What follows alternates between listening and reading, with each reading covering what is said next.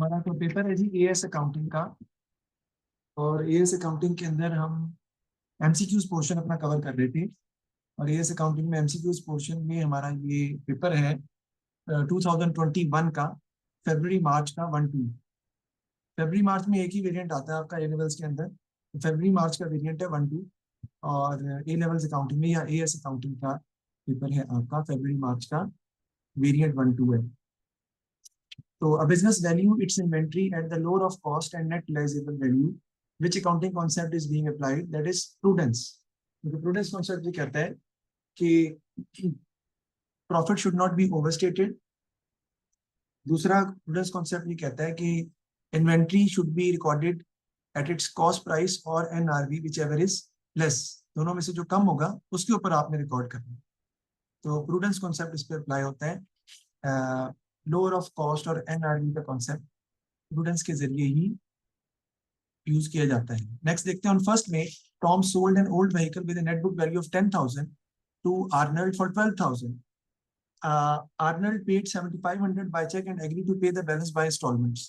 What was the net effect of this transaction on Arnold's accounting question on first में? तो बेटा Arnold पे कर रहा है 7,500 बाय चेक, तो बैंक आर्नल्ड का जो बैंक का एसेट है वो डिक्रीज कर जाएगा।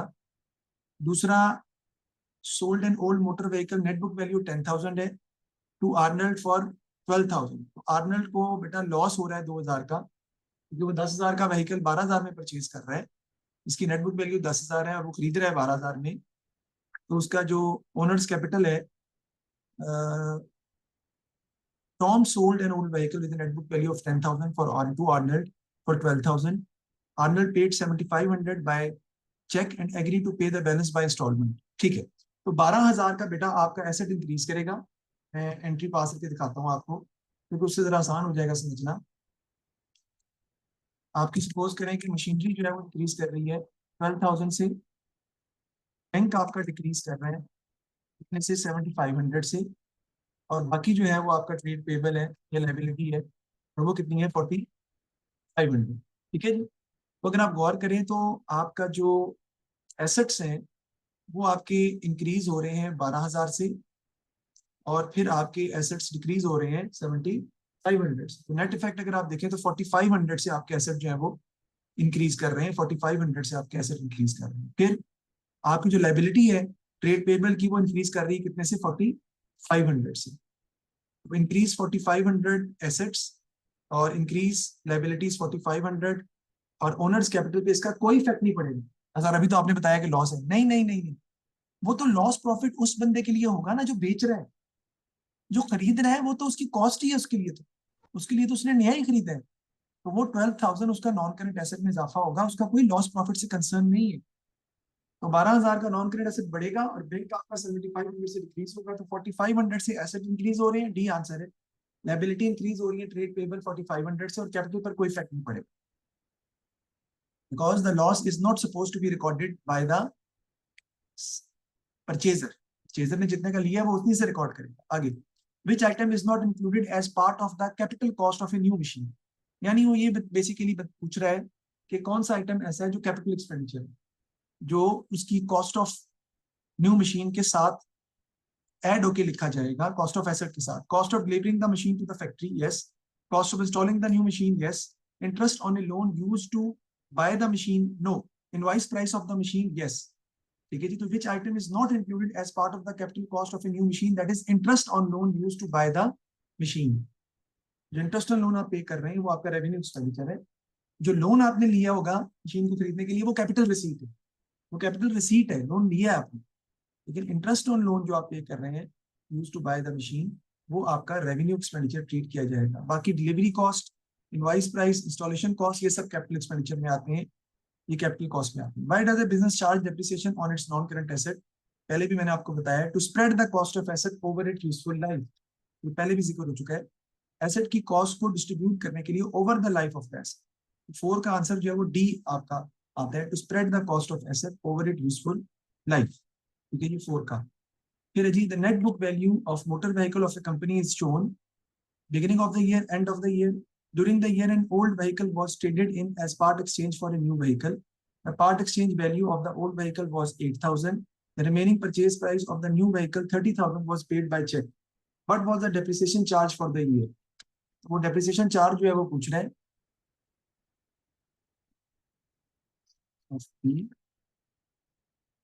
मुझे नहीं पता आप क्या पूछ रहे हो। जो है 3 का आंसर जो है वो सी है, और 4 का जो आंसर है वो डी है, spread the cost of asset over it useful life. अच्छा जी, इसके लिए हमें डेप्रिसिएशन चार्ज निकालने के लिए आपको सबसे पहले दिखना पड़ेगा, हम इसका अकाउंट बनाएंगे नेट बुक वैल्यू मेथड से। तो मैं आपके सामने बनाता हूँ। तो बिगिनिंग ऑफ द ईयर में उसकी बुक वैल्यू कितनी है 312,000, और एंड ऑफ द ईयर में उसकी वैल्यू कितनी है 305,000। नया आपने कितना खरीदा है, part exchange of the value of vehicle 8,000 है, और बाकी जो remaining purchase price of the new vehicle है 30,000 वाज पेड बाय चेक। तो नया आपने बेटा कितने का खरीदा हुआ 38,000। ऐसे 30,000 का जो आप खरीद रहे हैं वो बैंक की अमाउंट है, ठीक है, और बाकी जो अमाउंट है वो भी डेबिट हो रही है, और वो क्या आता है, वो ट्रेड इन है कितने से 8,000 से, ठीक है जी। राइट साइड पे आपका आ जाता है book value of asset sold, यानी जो एसेट आपने बेचा है उसकी बुक वैल्यू, वो हमें अभी तक मालूम नहीं है, क्योंकि जो ट्रेडिंग कर रहे हैं the part exchange of value of the old vehicle was 8,000 है, और remaining purchase price of the new vehicle was 30,000 was paid by cheque. Difference निकालने से कितना आता है हमारा, जी कैलकुलेट करना पड़ेगा आपको। क्या 312,000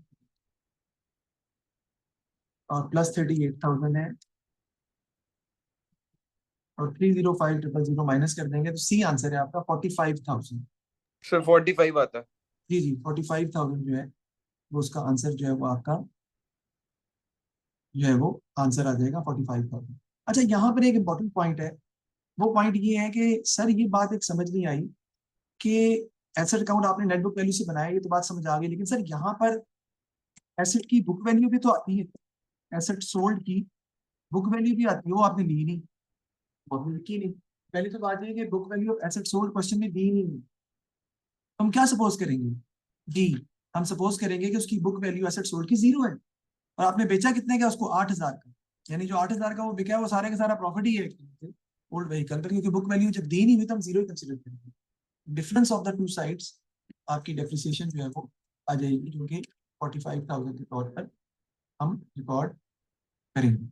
आगे देखते हैं number 6, the bank statement of a business showed a credit balance of, BRS का सवाल है, क्रेडिट बैलेंस दिया है आपको 4520, this did not agree with the cash book, the following errors were discovered, but is the bank balance to be shown in the statement of financial condition. तो जो cash book का balance होता है ना ending, वही हम balance sheet में बेटा लिखते हैं। कैश बुक एंडिंग बैलेंस हम कैसे निकालेंगे, हम यहाँ लिखते हैं कि बैंक स्टेटमेंट का बैलेंस हमारा कितना दिया हुआ है, वो बेटा क्रेडिट बैलेंस है, और वो कितना है 45,220, ठीक है जी। क्रेडिट बैलेंस जब होता है तो क्या होते हैं बेटा, लेस कर देते हैं हम एनपी, और हम ऐड कर देते हैं उसमें एनसी, सिंपल सी बात है। नॉट प्रेजेंटेड चेक्स आपने देख लें, पहले पॉइंट है bank charges of 89 had not been recorded in the cash book, ये गलती कैश बुक की है, बैंक स्टेटमेंट की नहीं है, इसलिए बैंक स्टेटमेंट में नहीं आएगी।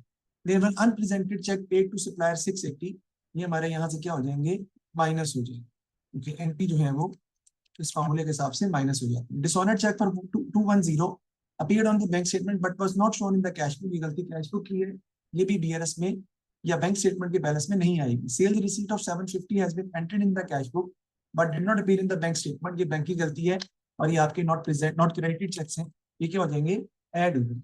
सॉल्व कर लें इसको, आपका आंसर आ जाएगा 4520 माइनस 680 प्लस 750, 4590 आपका आ जाएगा कैश बुक का, आपका निकल आएगा डेबिट बैलेंस, वो आपका current asset 4590, B is going to be the answer. अगर आपका आंसर नेगेटिव आता तो हम बैलेंस चेंज कर देते, लेकिन यहाँ क्योंकि आंसर पॉजिटिव आ रहा है, आपका नॉर्मल बैलेंस आ रहे हैं, तो बैंक स्टेटमेंट का नॉर्मल बैलेंस क्रेडिट होता है और कैश बुक का नॉर्मल बैलेंस डेबिट होता है, तो करंट एसेट डेबिट बैलेंस मतलब करंट एसेट है, तो करंट एसेट 4590 आपका आंसर जो है वो आ जाएगा। What may help a bookkeeper detect errors in the accounting record of a business? कौन सी चीज उसे डिटेक्ट एरर करने में हेल्प करती है, बुक्स ऑफ ओरिजिनल एंट्री है, सेल लेजर कंट्रोल अकाउंट है, स्टेटमेंट ऑफ फाइनेंशियल पोजीशन है, या फिर ट्रायल बैलेंस है? तो इसका आंसर क्या होगा? कोई बता सकता है तो बता दे। Sir control C. अकाउंट तो नहीं होगा, और कंट्रोल अकाउंट होगा। जी जी जी, बिल्कुल ठीक। सर 2 होगा और इसके साथ सर होगा ट्रायल ट्रायल बैलेंस। बैलेंस होगा। 4 2 एंड, क्योंकि ट्रायल 2 बैलेंस, एंड 4 होगा। ट्रायल बैलेंस भी बताता है, it shows the arithmetic accuracy of ledger balance, कि आपने लेजर बैलेंस ठीक बनाया या नहीं बनाया। तो 2 एंड 4 जो है, ये हमारा आंसर जो है वो होगा, जो कि हम उसमें एरर्स या कोई डिस्क्रिपेंसी जो है वो देख सकते हैं। Closing balance on a purchase ledger control account is 163762। The purchase journal had been undercast by 1000। बेटा परचेज जनरल आपने कम लिखा है, इसका मतलब है कि टोटल आपने परचेजेस कम लिख दी है, क्योंकि परचेज जनरल अंडर कास्ट का मतलब होता है total of purchase journal undercast. इसका इफेक्ट सिर्फ कंट्रोल अकाउंट में पड़ेगा, और कंट्रोल अकाउंट इसकी वजह से क्या हो जाएगा, इसके अंदर हम ऐड कर देंगे। ठीक है जी, तो ऐड कर देंगे 163762 प्लस 1000, तो आपका आ जाएगा 164762। तो C is going to be the answer for this question. C आपका आंसर आ जाएगा 164762। आगे जी, a business has calculated his draft profit for the year as 15,000. The following were then discovered. General expenses were understated by 600. इसका मतलब क्या है? कहता है जनरल एक्सपेंसेस को हमने कम लिखा है। अगर मैं इसकी एंट्रीज पास करना चाहूँ तो मैं एंट्रीज के थ्रू भी कर सकता हूँ। चलिए एंट्रीज ही कर लेते हैं ताकि आपको प्रॉफिट करेक्ट निकालने में जरा आसानी हो जाए। तो जनरल एक्सपेंसेस वर अंडरस्टेटेड बाय 600। इसकी एंट्री बेटा क्या होगी? जनरल एक्सपेंस हम डेबिट कर देंगे, ये आपने नहीं लिखा, और इधर हमारा क्या आ जाएगा जी? एक्सपेंस आ जाएगा। कितने से जी? 600। ठीक है जी। ओहो, sorry। उसके बाद आगे देखते हैं हम। नेक्स्ट वो कहता है sale journal total of 55690 have been posted to the sales account as 56590। आपने लिखना था 55690, आपने लिख दिया 56590, यानी आपने सेल जनरल के जो टोटल को क्या कर दिया बेटा? कम लिखा है। कितना कम लिखा है? 100 से, नहीं सॉरी, ज्यादा लिख दिया है। आई एम सॉरी, कितने से ज्यादा लिख दिया? 900 से। You are right. तो सेल्स हमारी अब क्या हो जाएंगी? सेल्स क्रेडिट होती है, डेबिट हो जाएंगी 900 से, डेबिट हो जाएंगे सर। जो है वो आपका क्रेडिट हो जाएगा 900। ज्यादा जो लिख दिया आपने, क्रेडिट ज्यादा कर दिया। ठीक है जी, आगे देखते हैं। नेक्स्ट कहते हैं जी repair to vehicle had been entered in the vehicle cost account.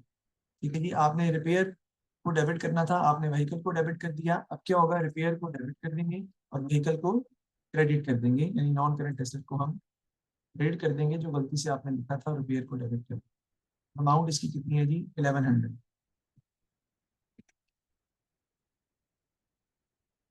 बड़ी गर्मी है इसकी। आगे से salaries account including travel expense of 2400 paid to the salesman. Salaries account include travel expense of 2400 paid to the salesman. Salaries account में वो कहता है कि आपने गलती से ट्रेवल एक्सपेंस जो है वो डाल दिया 2400 का, जो सेल्समैन को आपने पे करना था। तो ये एक्सपेंस में कोई फर्क नहीं आएगा, क्योंकि दोनों एक्सपेंस है ना। आपने एक एक्सपेंस किया, दूसरा एक्सपेंस लिख दिया, एरर ऑफ कमीशन है, प्रॉफिट पर इसका कोई इफेक्ट जो है वो नहीं पड़ेगा। बेटा सैलरीज एक्सपेंस क्रेडिट हो जाएगा ना, ट्रैवल एक्सपेंस डेबिट हो जाएगा। बात तो एक ही है। प्रॉफिट हमारा कितना है? 15,000 का, उससे करेक्ट हम करते हैं। 15,000 में जनरल एक्सपेंस डेबिट हो रहे हैं बेटा, क्या हो जाएंगे? माइनस हो जाएंगे इसमें से 600। सेल्स आपकी डेबिट हो रही है, ये भी माइनस हो जाएगी 900, और फिर डेबिट हो रही है, ये भी माइनस हो जाएगा 1100। जी क्या आंसर आ जाता है? जी जी जी, 12400 हमारा आंसर आ जाएगा ए। करेक्ट प्रॉफिट हमारा आ जाएगा 12400 is going to be the expected profit for this question. आगे जी, a sole trader maintains a provision for doubtful debt at 5% of trade receivable. Provision for doubtful debt at the start 2750 है।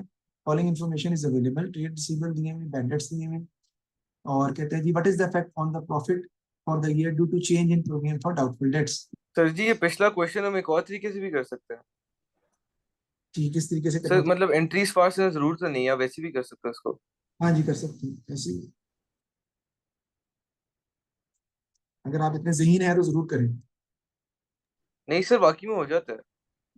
जी जी, 37,000 आपका 500 ballets minus कर देंगे आप, तो आपका 37,000 आ जाएगा।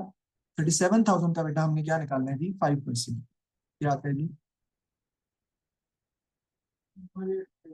1850। हमारी परवीन पहले कितनी पड़ी हुई है, 2750। अब हमें कितनी चाहिए, 1850। तो परवीन आपको डिक्रीज करनी पड़ेगी, तो डिक्रीज बाय 900। तो बी आंसर आपका आ जाएगा डिक्रीज बाय 900, क्योंकि परवीन डिक्रीज करेंगे आप, जीपी में ऐड करेंगे, कम हो रही है। ठीक है जी, कहते हैं जी असरबा has financial year end of 31 December, on 31 March he transferred her private vehicle to the business at a value of 12,000। इसको हम बेटा एडिशनल कैपिटल कहते हैं। Her profit for the year was 7800 and her cash drawings amounted to 8000। Depreciation of 900 had been provided on the vehicle. She also took goods for her own use with a cost price of 1,000 and a selling price of 2,000. What was the increase in Asarba's capital account balance in the year ended 31st December 2020? कह रहे G capital account balance में कितना जो है वो difference जो है वो आपका आएगा। तो पहली तो बात ये है कि प्राइवेट व्हीकल उसने रिड्यूस किया 12,000 से, तो आपका जो कैपिटल है वो 12,000 से क्या हो जाएगा बेटा, बढ़ जाएगा। तो कैपिटल आपका 12,000 से इंक्रीज हो रहा है। फिर जो आपकी प्रॉफिट है आपका 7,800 का, उससे भी आपका इंक्रीज हो रहा है कैपिटल प्रॉफिट की वजह से। लेकिन उसमें ड्राइंग्स भी हैं, कितने की बेटा, 8,000 की, वो इसमें से क्या हो जाएगी, माइनस। और एक्सपेंसेस जो है वो भी आपके प्रॉफिट को कम कर देंगे, तो वो भी माइनस हो जाएगा 900। और लास्ट में गुड्स ड्राइंग है वो भी माइनस हो जाएगी, कॉस्ट प्राइस 1,000। तो आपका आंसर जो है वो आ जाएगा। अब 7,800 में से भी, अब 7,800 में से 900 माइनस कर दें तो भी ठीक है, नेट प्रॉफिट आ जाएगा। उसके बाद कैपिटल में प्रॉफिट ऐड कर दें, ड्राइंग्स माइनस कर दें, दोनों कैश ड्राइंग्स भी और गुड्स ड्राइंग भी एट कॉस्ट प्राइस 1,000, तो आपका आंसर आ जाएगा 9,900। C is going to be the answer for this question. आगे देखते हैं जी, at the end of his first year of trading the trader lost all of his inventory in a fire. बेटा पहली तो बात ये, फर्स्ट ईयर होगा तो याद रखिएगा फर्स्ट ईयर के अंदर ओपनिंग इन्वेंट्री नहीं होगी, और क्लोजिंग इन्वेंट्री कह रहा है सारी की सारी आग लग गई। तो he knows the value of sales and purchases and wishes to calculate the value of inventory lost. क्या चीज आपको चाहिए, which ratio should be used? तो आपको ग्रॉस मार्जिन जो है वो चाहिए, क्योंकि ग्रॉस मार्जिन आपको पता होगा बेटा, तो आप ग्रॉस मार्जिन अप्लाई करके सेल्स पर ग्रॉस मार्जिन अप्लाई करके आप फाइंड कर लेंगे ग्रॉस प्रॉफिट। फिर सेल में से ग्रॉस प्रॉफिट माइनस करेंगे तो कॉस्ट ऑफ सेल्स आ जाएगी, और कॉस्ट ऑफ सेल्स और परचेजेस का जो डिफरेंस है वो आपकी इन्वेंट्री बेसिकली निकल आएगी। ग्रॉस मार्जिन जो है वो आपका आंसर है, A12 का आंसर जो है वो बनेगा। नेक्स्ट में गुडविल का पॉइंट है, वो अब उसमें नहीं है, उसको हम इग्नोर कर देंगे। फिर 14 में वो कहता है जी,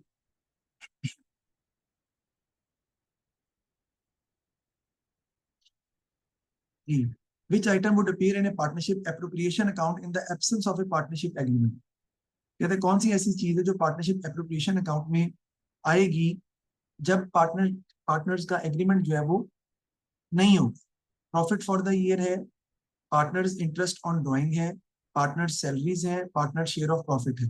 जी बताएं, कोई भी बता दे। तो 1 होगा। ए आंसर है इसका, 1 और 4, क्योंकि प्रॉफिट फॉर द ईयर से हम स्टार्ट करते हैं और एप्रोप्रिएशन अकाउंट को खत्म करते हैं शेयर ऑफ प्रॉफिट जब डिवाइड करते हैं। क्योंकि अगर पार्टनरशिप एग्रीमेंट ना हो तो इंटरेस्ट ऑन ड्राइंग बेटा नहीं होता, इंटरेस्ट ऑन कैपिटल भी नहीं होता, सैलरी भी नहीं होती। 15 में हमारा जो है वो बैलेंस वो करंट अकाउंट का पूछ रहा है, लेकिन इसमें एज सच नजर नहीं आ रहा मुझे, कोई गुडविल तो नहीं है। Annie and Benny have been in partnership for some years, sharing profit and losses in the ratio of 2:1. On 1st January 2020, they decided to introduce interest on drawing. The annual interest on drawing for the year ended 31st December was 1,300 for Annie and 800 for Benny. Which effect did this change have on the balance of Annie's current account at 31st December 2020? Current account पे which effect did this change have on the balance on the Annie's current account में क्या change आएगा? तो सबसे पहले तो ये है कि they have decided to introduce interest on drawing. The annual interest on drawing for the year was 1,300 और 800, तो आपको ये पता होना चाहिए कि इंटरेस्ट ऑन ड्राइंग जो है ना बेटा, वो करंट अकाउंट में किस साइड पे लिखा जाता है? सर डेबिट साइड पे। डेबिट साइड पे। तो 1300 जो है वो डेबिट हो जाएगा। एनी के करंट अकाउंट में 1300 जो है वो आपका क्या हो जाएगा? डेबिट हो जाएगा। लेकिन आपको ये चीज भी कंसिडर करनी पड़ेगी कि आपका 1300 से जब हम रिड्यूस करेंगे तो 1300 से आपका जो प्रॉफिट है ना वो भी डिक्रीज करेगा। तो 1300 से जब आपका प्रॉफिट डिक्रीज करेगा तो एनी का शेयर कितना बनता है बेटा? 1300 का कितना? 2/3। कितने से? उसका जो शेयर ऑफ प्रॉफिट है वो क्या हो जाएगा? कम हो जाएगा। क्योंकि 1300 से प्रॉफिट डिक्रीज भी तो करेगा ना अप्रोप्रिएशन अकाउंट में। इतने से उसका शेयर ऑफ प्रॉफिट डिक्रीज कर देगा। 867, ये तो डिफरेंट आ रहा है। बल्कि प्रॉफिट शेयर ज्यादा अमाउंट से कम होगा। प्रॉफिट हमारा टोटल अमाउंट से कितने से कम होगा? 13 + 800, 2100 से प्रॉफिट कम होगा, सॉरी, है ना, दोनों से। और इसका 2/3 जो है उसको बर्दाश्त करना पड़ेगा। That is going to be 1400। हाँ, 1400। तो 1300 से, जी सर 1400। हाँ जी, तो 1400 इफेक्ट ऑफ दिस चेंज है on the balance on any current account. तो उसका करंट अकाउंट जो है वो 1300 से डिक्रीज कर जाएगा।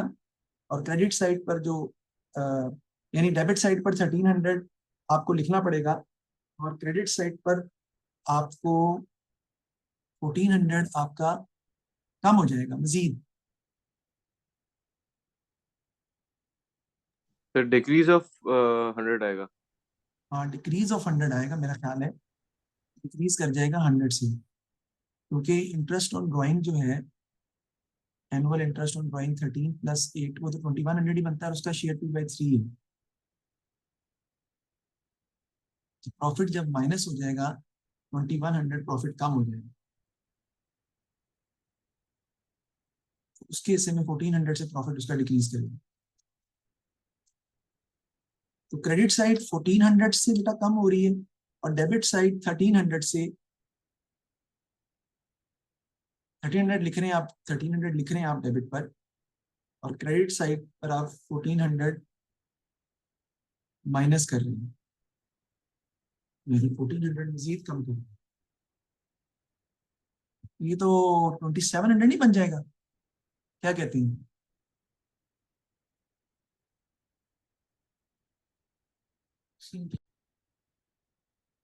बेटा इंटरेस्ट ऑन ड्राइंग जो होता है ना जो इंटरेस्ट ऑन ड्राइंग आप जो होता है वो बेसिकली प्रॉफिट में इजाफा करता है। तो उसका 1400 से प्रॉफिट क्या हो जाएगा? बढ़ जाएगा। 1300 से प्रॉफिट कम हो रहा है, 1400 से बढ़ रहा है, तो 100 से प्रॉफिट क्या हो जाएगा? इंक्रीज कर देगा उसका करंट अकाउंट। वो कैसे? इंटरेस्ट ऑन ड्राइंग प्रॉफिट में ऐड होता है भाई, करंट अकाउंट में माइनस होता है ना, प्रॉफिट में तो ऐड होता है। इंटरेस्ट ऑन ड्राइंग 2100 प्रॉफिट में ऐड होगा, जिसका शेयर इसको मिलेगा 1400। 1400 से शेयर ऑफ प्रॉफिट बढ़ेगा, 1300 से कम होगा तो 100 से इंक्रीज कर देंगे।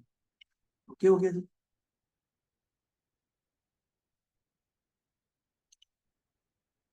आगे, total of share holders equity at 31 December was sir 45,500। तो आंसर क्या है? डिक्रीज 100 का। Increase by 100, increase by 100। तो during the year the following took place. What was the balance of the share holder equity at 31 December 2020? देखिए मैं इसको solve करता जाता हूँ साथ साथ, फिर आपको समझा देंगी। सबसे पहले 10,000 share eight A premium of 0.25 है। 10,000 को आप मल्टीप्लाई करेंगे बेटा 1.25 से, तो आपका कितना आ जाएगा? 12,500 से आपकी इक्विटी बढ़ जाएगी। कैसे सर? शेयर कैपिटल में इंक्रीज हो जाएगा 10,000 का, और शेयर प्रीमियम में इंक्रीज हो जाएगा 2,500। बोनस शेयर जो 5,000 के आप इशू कर रहे हैं वॉज मेड, इससे आपका इक्विटी पर कोई इफेक्ट नहीं पड़ेगा, क्योंकि आपकी प्रॉफिट डिक्रीज कर जाएगा इतने से, रिटेन अर्निंग्स कम हो जाएंगी और शेयर कैपिटल बढ़ जाएगा, उससे इक्विटी पर इफेक्ट नहीं पड़ता।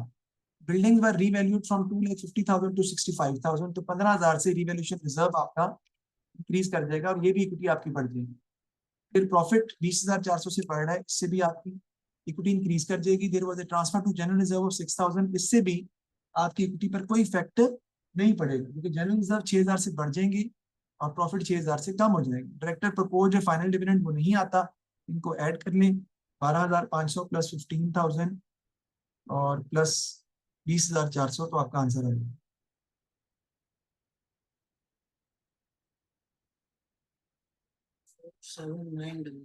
सर ये थोड़ा समझा दें, और ये समझ नहीं आया इतना। जी जी, 47900 में ऐड कर दें जो ऊपर लिखा हुआ है 45,500, वो भी तो है ना ऊपर वाली शेयर होल्डर की जो पहले से पड़ी हुई थी। हाँ जी, 93400। तो अब आपकी इक्विटी कितनी हो जाएगी? 93400। देखिए ये जो हमने 10,000 शेयर इशू किए हैं ना, इसकी एंट्री होती है bank debit, share capital credit और शेयर प्रीमियम क्रेडिट। तो आपके शेयर कैपिटल में इजाफा हो रहा है 10,000 से, और शेयर प्रीमियम में इजाफा हो रहा है 2,500 से। फिर रिवैल्यूएशन रिजर्व में इजाफा हो रहा है कितने का? 15,000 का। और फिर प्रॉफिट में इजाफा हो रहा है कितने का? 20,400 का। ये हमारा आंसर है। और इक्विटी जो पहले थी वो 45,500 है। इन सबको आप ऐड कर लेंगे तो आपके पास टोटल इक्विटी अब आ जाएगी 93,400। प्रॉब्लम ये है कि बोनस शेयर की अगर हम बात करें 5,000 की, तो बोनस शेयर बेटा ये रिवैल्यूएशन रिजर्व में से या प्रॉफिट में से क्या हो जाएंगे? माइनस हो जाएंगे और शेयर कैपिटल में ऐड हो जाएंगे, तो उसका तो फैक्ट नील हो जाएगा ऑटोमेटिकली। टोटल पे तो कोई इफेक्ट नहीं आएगा। इसी तरह ट्रांसफर टू जनरल रिजर्व का भी इफेक्ट नहीं आएगा। क्यों? क्योंकि जनरल रिजर्व में हम प्रॉफिट में से माइनस कर देंगे और जनरल रिजर्व में ऐड कर देंगे, उससे भी टोटल इक्विटी में कोई चेंज नहीं आएगा, वो सेम टू सेम रहेगी।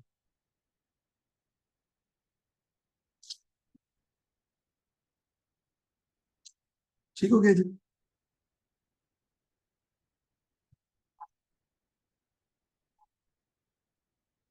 समझ आ रही है? ओके। सर आंसर क्या है? आंसर इसका है 93400। 45,500 प्लस 10,000 प्लस 2,500 प्लस 15,000 प्लस 20,400। आपका आंसर जो है वो टोटल इक्विटी आपकी आ जाएगी 93400। The following relate to a limited company during a year. What was the total net cash inflow arising from these? देखिए जरा गौर कीजिएगा, क्वेश्चन पूछा क्या उसने, बड़ा टेक्निकल सवाल। कहता है कितना कैश में कितना इजाफा हुआ। अच्छा, कैश में सिर्फ इजाफा ही नहीं होता, कैश में कमी भी होती है। नेट कैश इनफ्लो का मतलब है कि कैश में नेट इजाफा कितना हो। कमी और इजाफा मिलाने के, कमी और ज्यादती के बाद। आप जरा गौर कीजिएगा, 2 लाख अगर आप रीपेमेंट करते हैं बेटा बैंक लोन की, तो उससे कैश पर क्या इफेक्ट पड़ेगा यार? डिबेंचर की कम होगा ना, 2 लाख से कैश कम हो रहा है। Next, receipt from issue of share से कैश क्या होगा बेटा? बढ़ेगा। पॉजिटिव लिख दिया। Non current asset purchase by cheque 3 lakh, cash क्या होगा? कम होगा। Net book value of disposals 50,000। ठीक है जी, net book value of disposals, disposal proceed आएगी, नेट बुक वैल्यू डिस्पोजल नहीं आएगी। वो कितनी है डिस्पोजल प्रोसीड? 60,000। इससे भी आपका कैश क्या हो जाएगा बेटा? बढ़ जाएगा। रीवैल्यूएशन सरप्लस, इसका भी प्रॉफिट पर कोई इफेक्ट जो है वो नहीं आता। इसको हम सॉल्व कर देंगे। ठीक है जी। और एक चीज के अंदर हम ऐड करेंगे, कितना आता है? 60,000। ठीक है, जो 10,000 रुपया आपका है ना बेटा, जो आपका निकल रहा है प्रॉफिट, 60,000 हमारा आंसर आ जाएगा। सॉल्व करके देख ले। 2 लाख नेगेटिव है, फिर 5 लाख पॉजिटिव है, तो 3 लाख 60,000 आपका आ जाएगा। A is going to be the answer. What was the total net cash inflow rising from these? That is 60,000।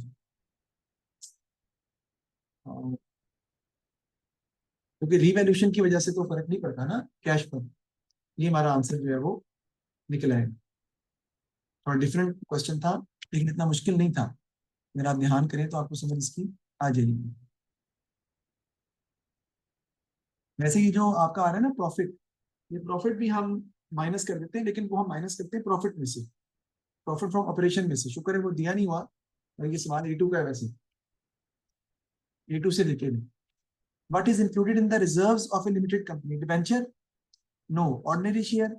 No. Preference share? No. Share premium जो है वो आपके रिजर्व में आते हैं। Share premium, devaluation reserve, retained earnings, general reserve. Which ratio will help business assess its ability to meet its immediate cash requirement? ये आप बताएंगे कि इमीडिएट कैश रिक्वायरमेंट कौन पूरी करता है हमारा? Sir liquid test. Liquid ratio कर। ठीक है। अच्छा, इसमें करंट रेशियो नहीं दी हुई थी इसलिए आसान था। करंट रेशियो दी होती तब भी हम लिक्विड रेशियो का ही आंसर लिखते।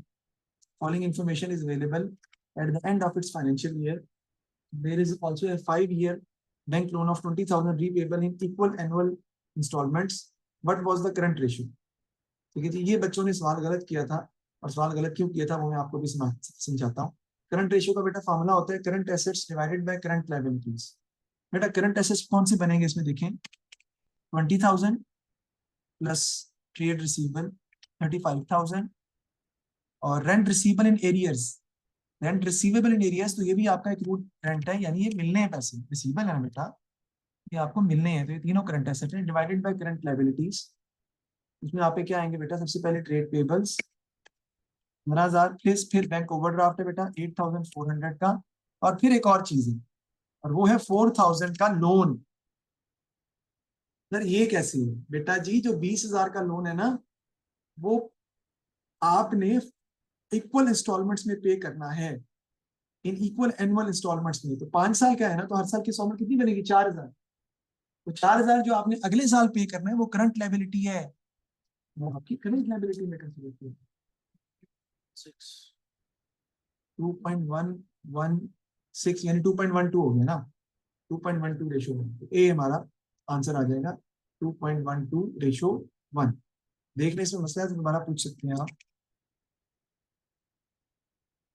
बच्चों ने गलत किया था, करंट लायबिलिटी बेटा 20,000 डिवाइड बाई 5, 4,000 जो आपने पे करना है वो अगले साल पे करना है, तो वो करंट लायबिलिटी में लिखा जाएगा, और वो भी करंट रेशियो में इस्तेमाल होगा।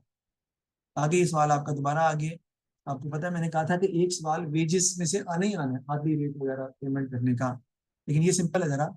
A manufacturing company pays its production employee basic wage at the same hourly rate every week. It also pays them a bonus based on achieving production targets. Which sort of cost is this an example of? ये हमारी basically कौन सी cost है बेटा, semi variable cost, क्योंकि so fix, semi variable. जी early जो है वो fix rate है, वो फिक्स कॉस्ट तो देते देते हैं, और बोनस आप देते हैं, टारगेट अचीव जो करेगा उसको मिलेगा, तो वो वेरिएबल है, यानी कोई जो ज्यादा रिसीव करता है उसको ज्यादा दे देते हैं, जो कम रिसीव करता है उसको कम दे देते हैं, सेमी वेरिएबल कॉस्ट दिलाएगी। स्टेप्ड कॉस्ट क्या होती है, जो एक खास रेंज तक फिक्स रहती है फिर बढ़ जाती है, होती फिक्स्ड ही है लेकिन वो जंप मार के बढ़ती जाती है और फिक्स रहती है। A company received the following units of raw material into inventory. It has then issued 240 units. Inventory is valued at weighted average cost of capital, कहता है फार्मूला आपने लगाना है, और वेटेड एवरेज के साथ कहता है कि आपका आंसर जो है वो क्या निकलेगा, हम निकालते हैं। पूछ क्या रहा है, what was the closing value of inventory. बेटा देखें 120, पहले तो इनकी अमाउंट्स को टोटल करेंगे बेटा, टोटल करें इसका क्या आता है, 4560 plus 4,000 plus 2640, 4560 plus 4,000 plus 2640, 112, total इसका करेंगे जी 120 प्लस 100 प्लस 60, ये आपका आ जाएगा, डिवाइड कर देंगे हम 11200 डिवाइडेड बाई 280, आंसर आ जाएगा आपका, हाँ जी 40 आ जाएगा। अब 40 आपका एवरेज कॉस्ट पर यूनिट आपके पास निकल आई है। अब 280 यूनिट्स थे, और 280 यूनिट्स में से अगर आप देखें तो हमने अब्दुल्ला 240 जो है वो सेल कर दी, इशू कर दी, भाई कितने बचे 40, 40 मल्टीप्लाई बाय 40, तो आपका आंसर कितना आ जाएगा 1600। C is going to be the answer, क्योंकि ये हमने एवरेज वेटेड मेथड से, क्लोजिंग इन्वेंट्री 280 टोटल यूनिट्स थे माइनस इशू 240, तो 40 आपका आ जाएगा, 40 इंटू 40 करेंगे तो आपका आंसर आ जाएगा। ये देखें बजट फिक्स कॉस्ट, बहुत दफा बता चुका हूँ फिर बता रहा हूँ बेटा, ये सवाल पेपर में आना ही आना है, इसका किसका सवाल आना है आपका, आपको पहले बता चुका हूँ किसका बेटा, high and low point method का, दोनों का डिफरेंस निकालने कितना आता है, difference in cost 5,40,000 minus 4,06,000 40,000, difference in units 5,000, sir जी 1,40,000 होगा। चलिए 1,40,000 डिवाइडेड बाई 5,000, आपका वेरिएबल रेट आ जाएगा, कितना आता है, सर यूनिट में 10,000 का फर्क। यूनिट्स में 10,000 का फर्क है। जी ये जो बच्चे होते हैं ना एलजीएस के, ये ज्यादा ही जो है ना फनकार होते हैं, ये बड़े लाइक होते हैं, कोई बात नहीं, हम मान लेते हैं जी, 14 आ जाए। सर सर नालायक लोग हैं सर, इसलिए तो सर ट्यूशन पढ़ रहे हैं, वरना कहाँ पढ़ते हैं। नहीं नहीं नहीं, ये आपके टीचर का कसूर है, आप लाइक नहीं है, ये गलत बात है। अच्छा 14 आ गया वेरिएबल रेट, ठीक है। अब दोनों में से कोई भी आप यूज कर सकते हैं। 15,000 यूनिट्स वाला उठा लें, वो आपका लो पॉइंट है ना। 15,000 यूनिट्स पे कॉस्ट कितनी है हमारी बेटा? 4,06,000। इसमें से वेरिएबल कॉस्ट माइनस कर दें, लेस वेरिएबल कॉस्ट, वो कितनी आ जाएगी? 15,000 मल्टीप्लाइड बाय 14, क्या आता है जी? 1,000,000। ये 4,06,000 में से माइनस कर दें आप 2,10,000, तो you will get your fixed cost.